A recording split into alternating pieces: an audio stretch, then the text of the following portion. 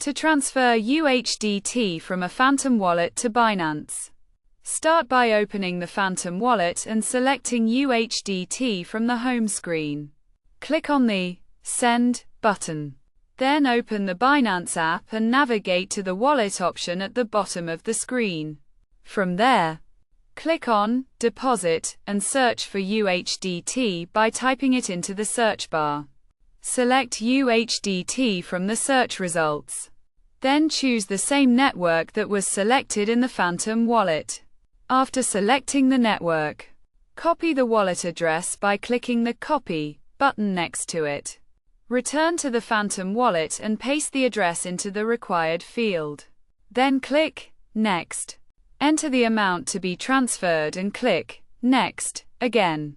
Finally, review the details, ensuring the wallet address and network are correct, and confirm the transaction by clicking the Send button.